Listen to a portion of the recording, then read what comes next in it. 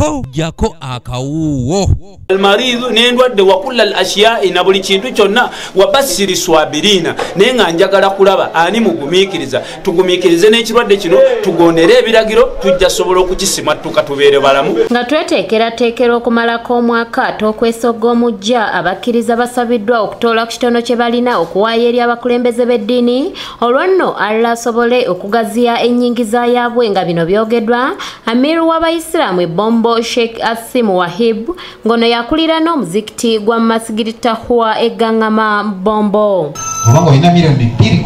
kwa akauntu nemala bbanga ya mwaka mulamba ng'ojjako ki mitwalo 5 n'otwalira enyima akusabire ate naye agenda kusabira Allah ateeke mu kisemo ki ku maali gyo akukuume akume ne maali gyo kibola abatatiira nnyo okuba zaka Allah abaleetera balani buli nnaku buli mwaka buzibu bibeera bingi. Sheikh Asim era asabye abayisiraamu bulijjo okufuba okukola edduwa ng'era annyonnyodde ku bulungi bw'okuzikola. Bw'obanga oyingira ku muzikiti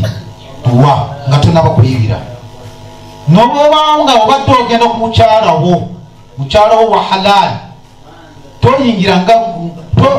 togenda nabisasamanga amate togenda nga kisolo osookera duwa bw'ogenda kulya duwa bw'ogenda kutuula nga duwa nolwekyo gwakwata omutwalo 10 gwakwata omutwalo 5 manya kino oli wa bbeeyi Allah akwagala kubanga osaba. Sheikh Sharif Kalundu omusomi w'edduwa ngono ye mutegesi w'edduwa eno ebeerawo buli lunaku olwa Sande olusemba mu mwezi akubiriza abavubuka okufuba okukola abeewala ensimbi ez'amangu oluusi ezibasindika mu mize egy'enjawulo. Alhamdulillahi rabbil alamin wa summa salatu wassalamu ala habibina Mustafa sallallahu alayhi wa sallama sa'idatullahi wa akidatullahi bi kulli khairi kullukum assalamu alaykum wa rahmatullahi wa barakatuh. Amanyanga bulijjo Seka Kalundu Sharifu omusomi w'edduwa mu Uganda yonna naye nga nsinziira Bombo gyensinziira okuba nga mpeereza abantu mu bizibu ebyenjawulo abantu abalumwa endwadde n'abantu abaweddemu essuubi. Olunaku lw'olwaleero ye Sunday December mwezi era ekyo ekintu nakitandikawo okubeera nga nkoola baganda bange bwe tuli mu ddiini emu n'abamu enzikiriza endala ab'amawanga ag'enjawulo okuva eggulu okuva embarara okuva ejjinja wamu ne mu central wano mu Uganda okuba nga banneeyungako buli lwa Sande ne tuba nga tusobola okuba nga tulaajanira Allah ow'ekitiibwa. Nkubiriza bamasheeki mwenna gye muli ku mizikiti egy'enjawulo gye musinziira okuba nga musabira eggwanga lyaffe kubanga liri mu kuyuugayuuga olw'embeera y'ebyobufuzi ndowooza eriwo mu ggwanga mugikola ki mugiraba. Sheikh Kalundu era asabye n'abantu okusigala nga bagoberera amateeka agasibwawo okwewala ensansana y'ekirwadde COVID-19 wakati mu kugondera ebiragiro by'abakulembeze nga beesigama ku kitabo ekitukuvu. Abantu mugoberere ebiragiro bya gavumenti kubanga Allah yagamba nti wa atiu Allah wa atiu rasula muntyenze Katonda mungondere ate mugondere n'omubaka ate mugondere